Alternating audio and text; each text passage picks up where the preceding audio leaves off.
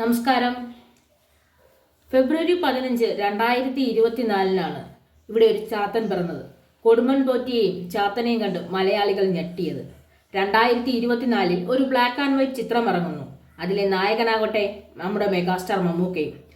മമ്മൂക്ക അവതരിപ്പിച്ച ഈ ചിത്രം അല്ലെങ്കിൽ ഈ പോറ്റിയെ അവതരിപ്പിച്ചപ്പോൾ ഒരുപാട് പേര് അത് ചർച്ച ചെയ്തിരുന്നു. ഈ കാലത്തൊരു ബ്ലാക്ക് ആൻഡ് വൈറ്റ് ചിത്രം, അതൊരു ഹൊറർ മൂവി മലയാളത്തിൽ ഏൽക്കുമോ എന്ന്. എന്നാൽ അദ്ദേഹത്തിന്റെ ഒരു അഭിനയത്തിന്റെ മികവ് കൊണ്ടാവാം, ഡയറക്ടറിന്റെ ഒരു ഉറപ്പ് കൊണ്ടാവാം, ആദ്യ ദിവസം തന്നെ തിയേറ്ററിലേക്ക് എല്ലാവരും എത്തിയിരുന്നു. കണ്ടവരാരും തന്നെ പിന്നെ ചാത്തനെയും പോറ്റിയെയും മറന്നില്ല.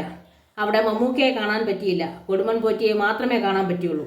വെറും 4 കഥാപാത്രങ്ങളാണ് ഈ സിനിമയിൽ പ്രധാനമായിട്ടും അഭിനയിച്ചിരുന്നത്. ചാത്തനും ചാത്തന്റെ ഇല്ലത്തിൽ കൂടെയുള്ള 4 പേരും, വഴിതെറ്റി അകപ്പെട്ടു പോയ ഒരു പാണനും. എന്നാൽ പാണനകത്ത് ചെന്ന് കാണുമ്പോൾ അതിനകത്ത് വർഷങ്ങളായി കൊടുമൺ പോറ്റിയോടൊപ്പം താമസിക്കുന്ന മറ്റൊരാളെ ഇവിടെ കാണാൻ പറ്റുന്നു. അങ്ങനെ 3 പേരെയാണ് നമ്മൾ പ്രധാനമായും ഈ ചിത്രത്തിൽ കണ്ടത്. പിന്നെ കൊടുമൺ പോറ്റിയെ കാണാനല്ല, ചാത്തനെ കാണാൻ വന്നുകൊണ്ടിരുന്ന സുന്ദരിയായ യക്ഷി. ഒരിക്കലും നമ്മൾ മെഗാസ്റ്റാറിന്റെ ഭാഗത്തു നിന്ന് പ്രതീക്ഷിച്ച തരത്തിലുള്ള സിനിമ ആയിരുന്നില്ല ഭ്രമയുഗത്തിൽ കണ്ടത്.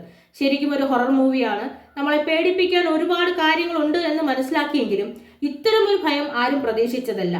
നിനക്ക് പോകാൻ അനുവാദമില്ല എന്ന് പറയുന്നത് പോലെ തന്നെ മെഗാസ്റ്റാറിന്റെ സിനിമ വിട്ടു പോകാൻ നമുക്ക് ആർക്കും അനുവാദമില്ല. ഇന്ന് ഈ സിനിമ കണ്ടാലും നമുക്ക് അതേ ഭയം മനസ്സിലുണ്ടാവും. ഇന്റർനാഷണൽ ഫിലിം ഫെസ്റ്റിവൽ ഓഫ് കേരളയിൽ ഒരു മിഡ് നൈറ്റ് വിഭാഗത്തിൽ ഈ സിനിമ പ്രദർശിപ്പിച്ചപ്പോഴും ഇതേ അഭിപ്രായം തന്നെയായിരുന്നു ആൾക്കാർക്ക് ഉണ്ടായിരുന്നത്.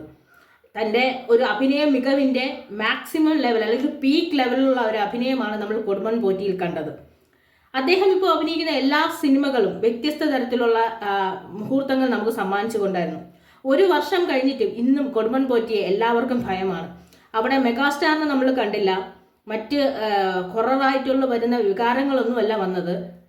കൊടുമൺ പോറ്റി അല്ലെങ്കിൽ ചാത്തൻ, ഇത് രണ്ടും നമ്മുടെ മനസ്സിൽ മാറി മാറി വന്നുകൊണ്ടിരിക്കുന്നു.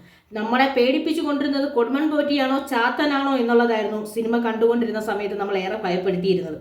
ഭയപ്പെടുത്തുന്ന രംഗങ്ങളോ വലിയ ശബ്ദങ്ങളോ കോലാഹലങ്ങളോ ഒന്നുമല്ല ഒരു ഹൊറർ ചിത്രത്തിന് വേണ്ടതെന്ന് ഈ ചിത്രം തെളിയിച്ചു. അതിലെ പാട്ടുകളിലൊന്നും തന്നെ ഭീതി നിഴലിച്ചിരുന്നില്ല. ആ കൊടുമൺ പോറ്റി താമസിക്കുന്ന വീട്ടിലും വലിയ ഭീതി നിഴലിച്ചിരുന്നില്ല. പക്ഷേ അതിലെ ഓരോ നിമിഷവും നമ്മൾ കൊടുമൺ പോറ്റിയിലെ ചാത്തനെ കണ്ടുകൊണ്ട് പേടിച്ചുകൊണ്ടേയിരുന്നു. പഴയ കാലത്ത് എവിടെയോ നിലവിലുണ്ടായിരുന്നു ഒരു കഥയുടെ അംശമാണിതെന്നൊക്കെ പറഞ്ഞിരുന്നു. എന്തു തന്നെ ആയാലും കൊടുമൺ പോറ്റി കേരളക്കരയാകെ വിറപ്പിച്ചിട്ടാണ് പോയത്. ഇനി 1 വർഷം കഴിയുമ്പോഴും കൊടുമൺ പോറ്റിയുടെ തട്ട് താഴാതിരിക്കുകയാണ്. ചാത്തൻ വന്ന് വിറപ്പിച്ച ദിവസമായിരുന്നു ഫെബ്രുവരി 15.